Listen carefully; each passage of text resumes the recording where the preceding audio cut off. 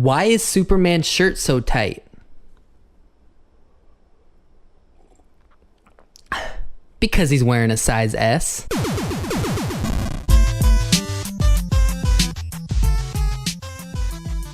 Hey, what's up, guys? It's me, your friendly neighborhood comic book reviewer, Steven Savelli, once again from #NerdSwag, presenting to you the staple stash for comics that were released on April 9th, 2014. I'm very excited to bring you 8 comics today. Pretty big time, and I'm reviewing one from Dynamite Entertainment. I know, Dynamite. We're doing it big here. If you could help us out by clicking this little logo right here, that'll make you subscribe to the channel so you get updates on when we post new videos. And if you want, over here we have our Facebook and our Twitter links. Yeah, I would really like your guys' help if you could leave some comments below. Let me know what comics came out this week that I didn't review that I should have read. I would like to stay up on all really great comics. So yeah, leave a comment below. Let me know if you have any thoughts on the comics I did review or comics that I didn't that you think I should have. All right, we're gonna open up with Marvel this week. This is where I got most of my books, and there's some really solid books this week. The first book that we are going to review is Nightcrawler #1. This is written by Chris Claremont, artist by Todd Knock. Chris Claremont has written Excalibur and the character of Nightcrawler many times before. So this is super cool that we have him now, once again, being the creator for a Nightcrawler comic. This comic to me was a good jumping on point for people that are not familiar with Kurt and the Nightcrawler character. It does deteriorate a little from Jason Aaron's The Amazing X-Men story arc run. We do pick up with Nightcrawler in the Danger Room having a sparring match with Wolverine, and there's some cool interaction there because they're best buds. But what we don't start off with, which I thought we were going to, is the weight of Kurt's decision from the Amazing X-Men to kind of not sell his soul, but give up his soul to be reanimated again back in real life and be alive. This comic takes a very lighthearted, comical kind of approach. Not as heavy as I thought it was going to be with the first issue of him being back to life. It's a little more carefree, which is cool. I'm not making a complaint because I think the Amazing X-Men will be the run that goes on the darker side of Nightcrawler being back in action.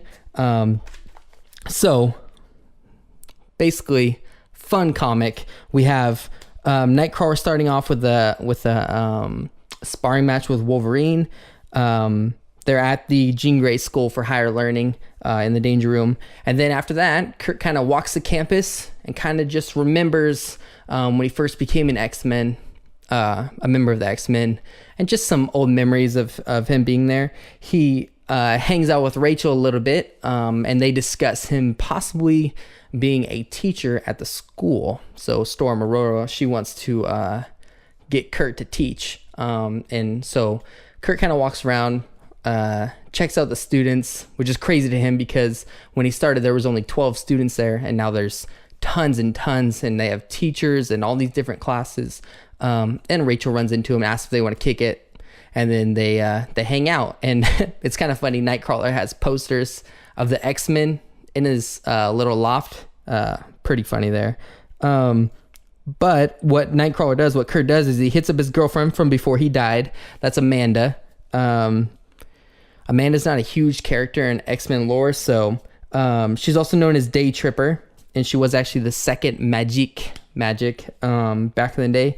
She was created in 1976 by, guess who? Chris Claremont, the guy that's writing this book. She was created by him in 1976 in an Excalibur comic. So that's where she's from. Her and Kurt dated, and now that he's back to life, he went to go visit her. Of course, what happens is they get attacked. I won't tell you what happens, of course, because I don't want to spoil it. But they're attacked, and Kurt goes on a mission. I won't give any more away on that, but this comic was fun. It was fast-paced. It didn't draw on the heavy ending of Amazing X-Men of Kurt being back to life. So if you didn't like that run and you were kind of worried about him being too dark, now with his decision that he made, this comic is definitely not that, at least at this point. I'm giving the writing on this a 6 out of 10, and I'm giving the art on this an 8 out of 10. There's some really cool, majestic panel layouts of Nightcrawler in action. I really liked it. The art was great. The writing I only give a 6, not because it's bad, but because once again, as you've seen a few of my other reviews, this is a number 1. We have to judge it based on just a normal comic book. There can't be an excuse that because it's a number 1, it's doesn't have to be great, because later on I review Iron Fist, which is fantastic. So that's not an excuse that a number 1 cannot be great. I really like the old school X-Men art. Chris Claremont does a good job writing. The story will obviously pick up as we go because it's a new story run, and yeah, we'll leave it at that. All right, next up we have Daredevil number 1.50 or 1.5. I say 50 because this is the 50th anniversary issue of Daredevil. Wow, been around for 50 years. What we have on this is a compilation of multiple people that have worked on Daredevil, writing 3 different stories in this book. We have Mark Waid and Javier Rodriguez writing story number 1. Story number 2, we have Brian Michael Bendis. And story number 3, we have the twins, Carl and Kurt Kiesel. This is a higher price point. This book sold at $4.99. It does have 3 stories in it. It's much, much thicker. Now, this is really only worth buying if you're reading Daredevil. If you're really, really into it. If you're not really into Daredevil and you're thinking about jumping on, or you just bought the first book, you don't have to go and fork out the big time cash for this 1.5. It does have an important section of this his current story, but it is entirely skippable. One thing that I noticed was interesting, as we know, this was Mark Waid and Marvel have reissued this Daredevil run at number 1. Obviously before this 1.5, the last comic was a number 1, but it is a continued story, which we talked about last review, and just found it interesting that this is actually published as issue number 36. So I just said that to say this is one big run. When issue number 2 comes out, it'll be published as number 37. We know Marvel is just running new number 1s, but the stories are continuing, and they're published as so. The first story, which was written by Mark Waid and Javier Rodriguez with art by Alvaro Lopez, is super cool. So with this as the 50th year anniversary, it's actually a story of Matt Murdock on his 50th birthday, and we kind of skip ahead to the future, which is cool because it does some foreshadowing for us of some things that may happen in the future in Mark Waid's current run. He kind of has some memories and thinks about stuff in the past that we as readers are going to see in the future in upcoming issues. We got Mark Waid we got Matt Murdock as a 50-year-old on his birthday. He has a son who has hypersenses as well. He can see, he's not blind, but he also has hypersenses like Matt Murdock has. Matt Murdock, at this point at 50 years old, his senses have actually heightened, and he can now see vivid colors. So you can actually see outlines of things now, and he isn't completely blind. So that's a pretty cool thing. There's some great exchanges here connecting Matt Murdock's son to how he felt as a child from his father, and basically learning and not rehashing the sins of his father that Matt Murdock basically says, my father did this. I'm going to make sure that I don't do this when I have a son. And there's a scene here where Matt is making sure to not be like his father in a very good, productive way. So that's a cool scene here. We foreshadow a relation. Well, it's kind of foreshadowing. We're looking in the past, but we foreshadow the relationship with Black Widow. So we know coming up in the future, he's going to be having some sort of relationship with Black Widow. We foreshadow some bad guys: the Shroud, the Purple Children, Tabula Prince. Something in this issue happens that blinds 76% of the population. He's still in San Francisco now on his 50th birthday.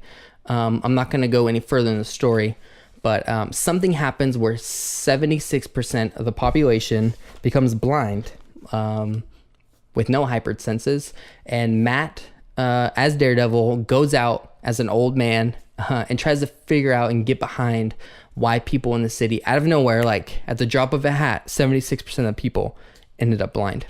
Anyways, he gets to the bottom of it, and there's a scene at the very end, the last page, with his son that is very historic and memorable, and is a throwback to Daredevil and his origin. Super cool. Story number 2 by Brian Michael Bendis with art by Alex Maleev. It's not in normal comic form. It is in more short story book form with a very simple and plain panel layout. I don't have much to say about this. It was a good read. It was not needed. Story number 3 was by Carl and Kurt Kiesel with art by Tom Palmer. This story was also not needed, and there wasn't much to it. It's just a lot of callbacks to old history of Matt Murdock and Daredevil. I'm going to give Daredevil number 1.5, which has a great cover, by the way. Super stupendous. Yep, over there. It's over there. I'm just going to grade story 1. Story 2 and 3, I'm going to act like weren't in this book. It's not written by Mark Waid, and they're completely unnecessary. Not even as one-shots would I want to read them again. So I'm going to give the story 1 by Mark Waid and Javier Rodriguez. I'll give the writing an 8.5 out of 10, and I'm going to give the art a 9 out of 10. If I was to rate the rest of the book, it'd be like a 4 or 5. Not needed. But if you're reading Daredevil and you've been reading the whole run, this is issue number 36. The first part by Mark Waid is cool to read. Good stuff. All right, next up we have all new Doop number 1. Okay, I'm a comic book reader. I know a lot about Marvel and DC, the big two. I'm just now dipping my toes into all the other creating publishers. I had no idea who Doop was. I had to actually Wikipedia Doop and try to get a little bit of his history of where he's come in and out of the Marvel universe and where he's shown himself before and whatnot. So I don't know too much about Doop. Even hitting up his Wikipedia page, Doop is not a character that's really prevalent in a lot of things. And he was created by Peter Milligan on one of his runs, I think of X-Force. I could be wrong. You could correct me in the comments below. But Doop is kind of this character. Well, first off, he speaks a language that no one understands. And what he's actually saying shows up in dialogue boxes up in the corner. So no one knows what Doop is actually saying. Like, none of the characters. We as readers know what he's saying. Characters don't know what Doop is saying. He's just this green, levitating blob character. He has in one of the Wolverine and the X-Men, I think, run by Jason Aaron. He apparently had an appearance where he was a substitute teacher at the Jean Grey School of Higher Learning, and he had all the kids just watch a video while he slept.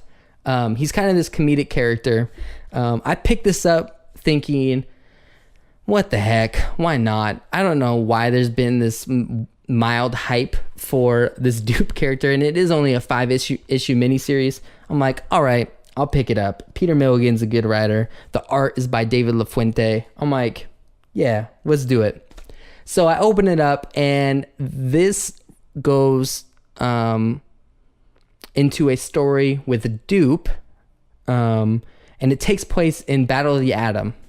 I'm starting to feel a little more comfortable now. I read all of Battle of the Atom, all the tie-ins, all that. So I'm like, okay, I know, yeah, I know where we're at. I don't know this Doop character, but I know where in the story this is taking place. So we're in the Battle of the Atom. It's called The Real Battle of the Atom here on the first page. We have Doop he can go like, I'm I'm still trying to figure this out. Not interdimensionally, but he can kind of web in and out. Like it's kind of like Mario, where he goes in a tunnel and he comes out somewhere else. That's kind of what Doop can do. He like digs in the ground and he goes in a little hole and he pops up at a different total place. It's kind of cool. But what we do is we follow Doop through him following Kitty Pryde, because he's basically he has a crush on Kitty Pryde. So we're following him through the Battle of the Atom, and he's kind of crushed on Kitty Pryde. He gives her a letter. There's an interaction with Iceman where he thinks that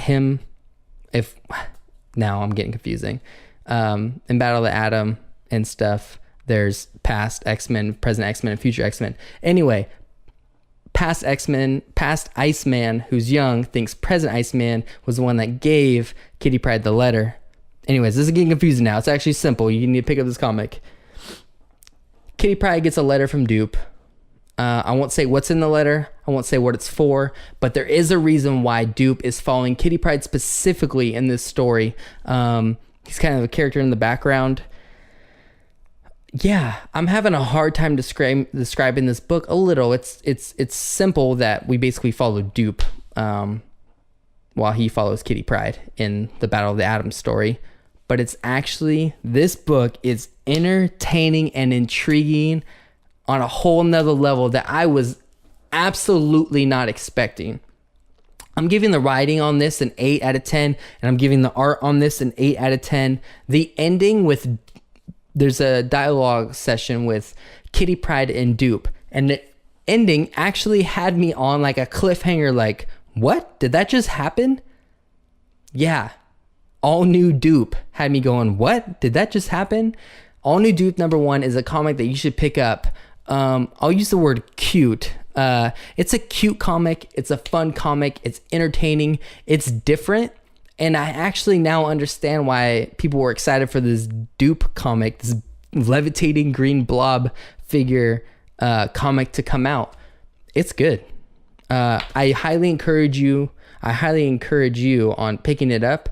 And yeah, we'll leave it at that. I'm excited for issue #2. So good stuff, Marvel. All right, next up we have Iron Fist, The Living Weapon #001. Boom. This is written by Kara Andrews. This is art by Kara Andrews. He colored, he penciled, he inked, and he wrote this entire story. That is very impressive. And when, as a creator, you can do that, the comic is usually really, really solid, because your vision of what you want, you control from start to finish in the comic book. So what we have here is we have Iron Fist, real name Danny Rand. It opens up with him talking to somebody that's interviewing him, and he's given a backstory on kind of an important part in his life, of an interaction where he's following his dad, his mom, his dad's best friend and business partner. They're on like this snowy mountain, and they're headed to the city of Kunlun, which is described as having everything dipped in gold. It's him as a 10-year-old boy, well, Danny, talking to an interviewer as an adult, giving the story of him as a 10-year-old boy following his mom, dad, and dad's best friend. They're in the snow, they're trekking, and the story is important because something very, very drastic happens to one of his parents. If you don't know the history of Iron Fist, I don't want to give anything away. Something happens to one of his parents that kind of shapes his life and his understanding of who he is and who he does or does not want to be. This reporter, it flashes back to him talking to this this woman interviewing him. He takes this woman back to his place. They have a little fun, and in the middle of them having a little fun, undead ninjas attack Danny. Let's rewind that. Undead ninjas attack Danny Iron Fist after having some fun with a lady late night. This whole action sequence of Iron Fist and these undead ninjas is superb. superb. I love the panel layout. I love the art in it. It's sketchy and detailed at the same time, and I'm a huge fan of that. Danny fights these ninjas. It ends with a huge big cliffhanger of where Danny needs to go next. And the story that he told the reporter of when he was a child with his parents ties directly into what's happening now and what he needs to do going forward, and where he needs to visit and get some answers of why he was attacked by undead ninjas. I know that just sounds awesome, and it is actually as awesome as it sounds. Danny Rand is a character that I don't know much about. Iron Fist. I've read him in other comics that he was a part of the groups, but I've never read an Iron Fist solo run, so I'm very excited for this. I didn't have any sort of expectations of this being bad or good. I just figured, this is a guy I don't know too much about. Let me pick this up. Man, did I get lucky with all new Doop and this Iron Fist, the living weapon. This is a great book. I'm giving the writing on this a 9 out of 10. And I'm giving the art a 9.5 out of 10. That is how much I love this Iron Fist, the living weapon book. This is a number 1, and from start to finish, it has me on board with this being a book that I need to read every single issue of. Great story building in the beginning, great character depth and building, super fast, and great action sequences. This is a for sure buy. This is a for sure buy. Like I said, writing 9 out of 10, art 9.5 out of 10. Good stuff. All right, next up from Marvel, we have all new X-Men number 25. Now they're selling this as a monumental 25th issue featuring the greatest artist roster ever assembled. This is also a $4.99, just like the Daredevil comic, a $4.99 comic. They're treating this as a monumental issue because, well, as we know, a lot of comics get rebooted as number 1s before they even get to 25. So let me run this down for you guys real quick. It says the greatest artist roster ever assembled. They are not joking with how many artists they have on this book. So as a conceptual artist and a writer, we have Brian Michael Bendis. He's been writing all new X-Men. He wrote this issue. So we have Brian Michael Bendis as the writer. Let me go over these artists real fast. We have David Marquez, Bruce Timm, Laura Martin, Arthur Adams, Justin Ponzer, David Mack, Scotty Young, Jason Keith, Robbie Rodriguez, Justin Ponzer, Lee Permejo, Marty Gracia, Kent Williams, J.G. Jones, Ronnie Del Carmen, Jay Campbell, Rai Rufino, Maris Wicks, Jason Scheiga, Dan Hipp, Max Wittert, Jake Parker, Matthew Wilson, Jill Thompson, Paul Smith, Bob Weak, and Jordi Belair. Yep, that's a lot of artists. I don't know if this is the greatest roster ever assembled. I actually don't like a few pages of this book, the art, but let's get down to the nitty gritty of what this book's about. What we have here is we know that Hank McCoy, aka the Beast, is the reason why the X-Men from the past are in the present. He messed up the space-time continuum and brought them to the present so they can stop Cyclops and Uncanny X-Men from going crazy after killing Professor X. He hoped that old Cyclops could talk some sense into current and present Cyclops. So that's what Hank McCoy did. This entire issue is going over Hank McCoy going over in his head the consequences of him making that decision. It starts with him tossing and turning at night, and him just obviously not being able to sleep because he has too much on his mind. A mysterious figure pops up from the shadows and starts talking to him. Hank McCoy doesn't seem startled by this character, and we don't know who it is. We just kind of see a bald-headed person. So you might think Charles Xavier or whatnot, and you'll find out at the end who it was. A figure pops up in the shadows and basically runs down with Beast what he's done to alternate realities. And it goes over all the positive things he's done to alternate realities, and has gone over all the negative things he's done to alternate realities. For example, Jean Grey, if she doesn't have the X-Men now or she doesn't have Charles Xavier as a mentor to her now in an alternate universe or this universe, she could become the conqueror of the entire earth, and could be like Magneto, possibly, and enslave all the humans. That's one thing that could happen. And they just go over maybe somebody like Colossus doesn't find the X-Men, and he becomes the greatest, strongest warrior on the planet, becomes a soldier in Russia and kills millions of people. That's possible if there is no X-Men and Professor Xavier. So it goes over all these. A lot of them are homages to other X-Men runs and stories that have been written in the past, with this being the 25th monumental issue. It's kind of a little corny, but they homage a lot of other stories. And there's some really, really, really great art. Is it the greatest roster of artists ever assembled? I don't think so. It might be the longest roster ever assembled. I'd have to double check my facts on that. But there are some awesome splash. Whoa, getting excited. There are some awesome splash pages, and there are some awesome just single issue pages of art that I could really get behind. This ends with a pretty big whoa. That's who Hank McCoy was talking to the whole time.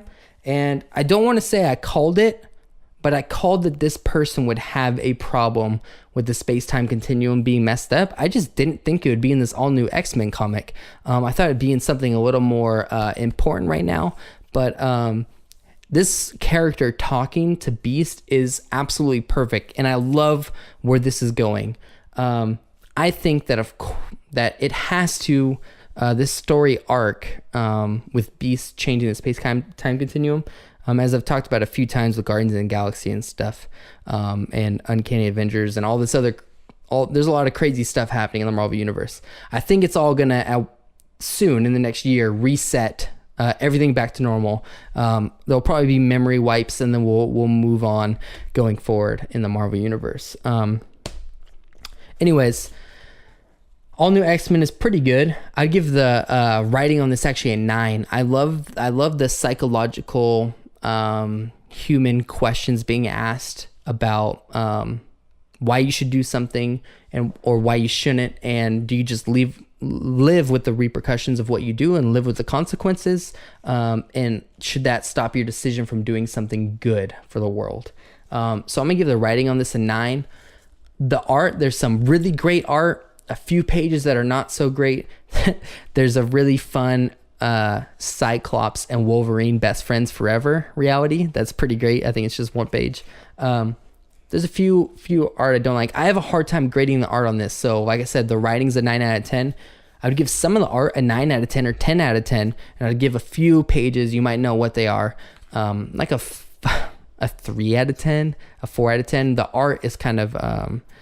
Sunday newspaper comic strip art, which isn't bad. It's just not what I want in this comic, and they're totally out of place next to this majestic splash pages. So I have a hard time grading the art. Just know that some's really good and some's okay. Writing's a 9. Good stuff here. All right, next up we have a comic from Dynamite Entertainment, and that is Boom, Flash Gordon #1. Now this is written by Jeff Parker with art by Evan Shaner and Jordi Belair. Belair, I just listed in doing the part of the all new X-Men comic. I'm not ashamed to know I don't know a lot about Flash Gordon. I wasn't living or around when Flash Gordon was popular. And I haven't ever gone back and watched but more than a few episodes of the TV show. So I'm not a big guy. I'm not a big Flash Gordon guy. I picked up this book because it looked freaking sweet. Look at the cover. Super cool. Looks fun. Anyway, so this is Flash Gordon #1. What we do is it opens up with flashing back a year from now in the past. And it has a little setup, basically a Flash Gordon, a little bit of character setup of who he is and whatnot, which is good for somebody like me. This is finally #1 where I don't know the character already. I am actually hopping onto a comic book at a #1 where I am completely blind to the character, other than his name, what the villain's name's called, and a few things I remember from the TV show. So we flash back a year from now and we do some character development that I need, because I don't know Flash Gordon at all, except for a few things from the TV show. I know the villain's name. I know Flash Gordon's name. I don't know his partners, or I don't know anything. So that's very needed background for me. Like I said, a guy that usually knows the background when starting at number 1 and kind of getting frustrated with some build up. I needed this issue, and now I'm on the positive side of needing that information to read the comic. So we go to present time, and we're in like a spaceship a million light years from Earth on an alien planet, and Flash Gordon is with a scientist and a lady, and they're being chased and shot by lasers. And they're on a planet called Mongo, and they're being chased by the Mongan like warrior empire guys. And out of nowhere, there's different portals, and they flash in and out of portals, and these portals take them to different planets that the Mongan empire has conquered or made treaties with or whatnot. They're flashing. So Flash Gordon is flashing in and out of these portals, going to different worlds, looking for a place to get away from these people chasing him. They end up getting on a planet that's kind of similar to Earth, that has grass and trees and whatnot. We see a flash panel of Emperor Ming, who's in charge of the guys that are chasing Flash Gordon through these portals. Crazy action from like page 4 onto the end. It's just action of Flash Gordon being chased with his buddies and going in and out of these dimensions and portals, and on this planet, on that planet. Super cool 70s, 80s looking comic. They meet this new race and they lie to them. And that's where the book ends. There's not too much to this book. There's not a lot of levels of storytelling. It's pretty simple. It feels like you're watching an episode of a TV show. It's just straightforward and to the point, and boom, boom, boom, boom, boom. There's a joke here, random joke here. Flash Gordon's like this, like, yeah, whatever happens, it's gonna be okay kind of a guy. The scientist is paranoid and worried about everything, and the girl's kind of the middle person between the two, and she's super smart and makes a lot of right decisions. That's the book in a nutshell. I'm giving the story a 9.5 out of 10. I liked it. I enjoyed myself. As somebody that doesn't know about Flash Gordon, I knew what was going on, so I wasn't lost. And it did have a nostalgic art style that I enjoyed. And I'm very intrigued about this team and the scientists and why they're a million light years away. We have no idea. They can't find a way to get back to Earth, and I'm all on board. Story a 9.5 out of 10, and I'm going to give the art a 9.5 out of 10. All right. Next up this week, we are going to DC Comics. I have 2 comics from DC, and we're going to start with Batman Eternal, number 1. This is by Scott Snyder and James Tynion. They're on the story, James Tynion the 4th, and we have art by Jason Fabok. This is a new story or new comic run by DC that is going to run for 52 weeks straight. Yes, of course, it's new 52. It has to run for 52 weeks straight. This is, like I said, a weekly comic. So every single week, we will be getting one of these. We're get 4 of these a month. They're a little thinner, and they're only $2.99. So that's a positive of this. And boy, does Scott Snyder and James Tynion IV really come in super hot on this comic. The first page is like a whoa, what am I even looking at right now? Like Bruce Wayne and Batman he's destroyed. Like he's being brought down harder than I've seen him brought down in a comic in a super, super long time. I'm going to spoil the first page a little because, well, it's the first page and it was in the previews. Gotham is on fire and it is destroyed. And the Batman light, searchlight, signal, the bat searchlight, holy crap. The bat signal is broken out, and Bruce Wayne is tied by chains to the bat signal. He's tied to the bat signal with the Batman logo cut into his skin. He's on the bat signal. Batman logo cut into its skin. Behind him, Gotham is on fire and is destroyed. That is how this comic starts. It starts at the very top. It says, "This is the end." And then it shows that scene. And then it goes, "This is what's happening now." And then we go, rewind. I'm guessing rewinding probably 45 weeks into this run. The last 7 comics will probably pick up where we're left off. The last 7-10 comics will pick up at the end here. But we go back to now. And what we have is a character named Jason Bard, who is transferring to Gotham from Detroit. So we see this, we get to see somebody enter Gotham for the first time and describe it for the first time, which is cool for people that are just jumping onto a Batman comic who maybe have not read Batman before, or they watched the movies, played the games and whatnot, and haven't read a comic. So we get this Jason Bard guy from Detroit who's on his way to, he gets to Gotham, and why he's there is he was recruited by Jim Gordon, to be the lieutenant at the Gotham Police Department. So we get him arriving to the city, describing Gotham a little bit. He goes to the police department. Gordon's not there because he's out in the field right now, and something is happening. We flash to Gordon in the field, and it's basically him and Batman are chasing down this pig gang. And what happens is, at the end of this chase, Gordon makes a huge error and a huge mistake, which is going to be a big deal in this storyline. It puts Gordon out of commission.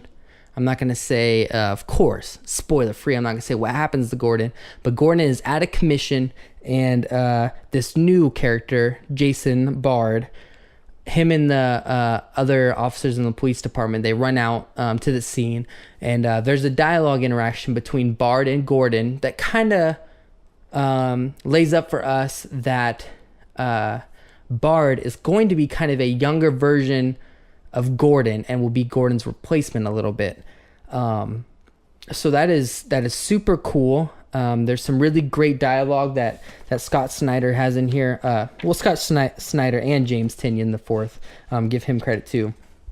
There's some really good dialogue between Jason Bard and one of the characters in the police department, and then also between this Jason Bard character and Gordon himself. It's kind of like a passing of the torch, with Gordon going out of commission to Bard, and the theme of that is Gordon telling him to not let Commissioner Gordon, Jim Gordon, is telling Bard not to let Gotham consume him. And as we know in Gotham, it's easy to be consumed there, and you could turn evil, and you can the lines between black and white can blur into gray, and Gordon took him as a transfer from Detroit because he thinks he is up to his moral code of being as good as him to take over the department. So that's cool.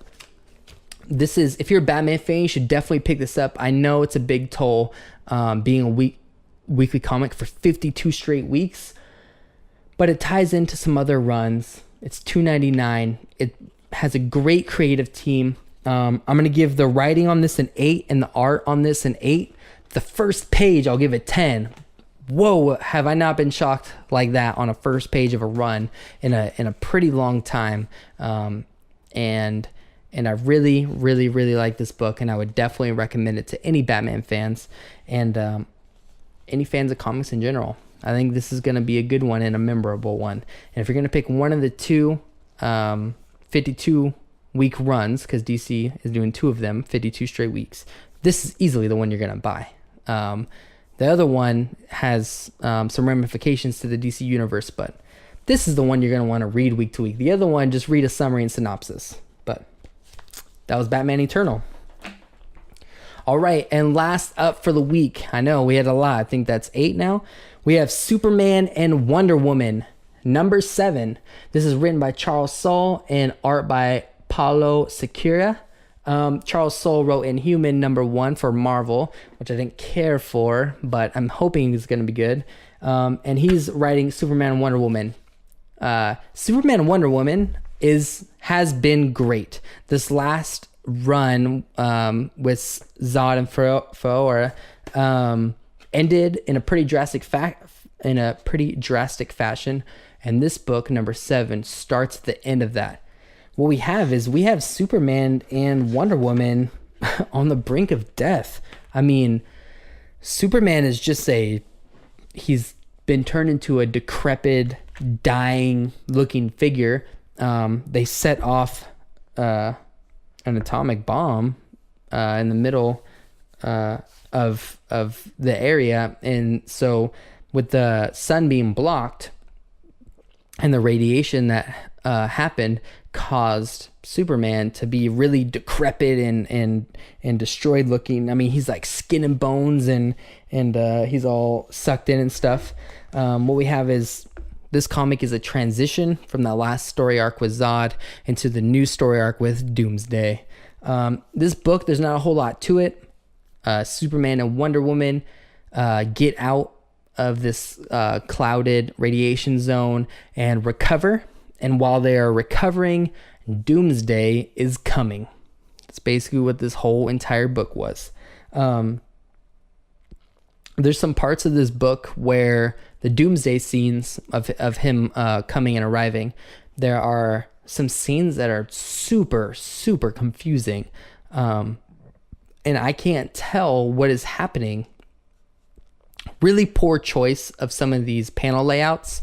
The writing on this was really good, but the art was a little sketchy for me. I mean, really good looking art, beautiful coloring, beautiful inking and stuff. It's just the frames lining up next to each other don't paint a whole picture of what's going on. And specifically the Doomsday and submarine scene, if you read this comic, I was confused what was happening. I looked back over this. I looked back through that page like 2 or 3 times, and I'm trying to figure out what's happening. And I obviously know that Doomsday destroyed the submarine, but I'm not like putting the picture together of what happened. It's not clearly defined. So the writing on this, I'd give a 6, and the art on this, I'm giving a 7. That's because it's beautiful art. It's just confusing layouts.